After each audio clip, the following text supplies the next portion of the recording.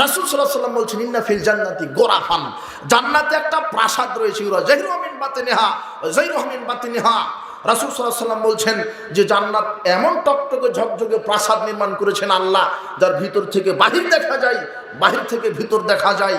এই জান্নাত তাদের জন্য, কাদের জন্য?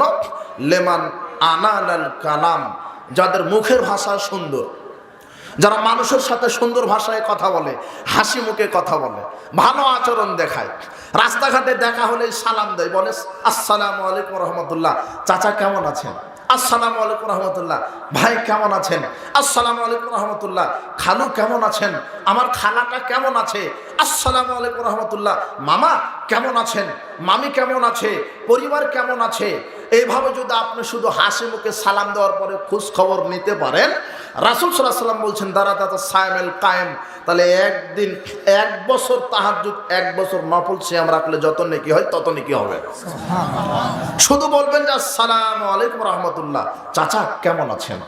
এই যে হাসি মুখে শুধু কথা বলবেন মানুষের সাথে, এই হাসি মুখে শুধু সাক্ষাৎ করলেই 1 বছর তাহাজ্জুদ, 1 বছর নফল সিয়ামের নেকি।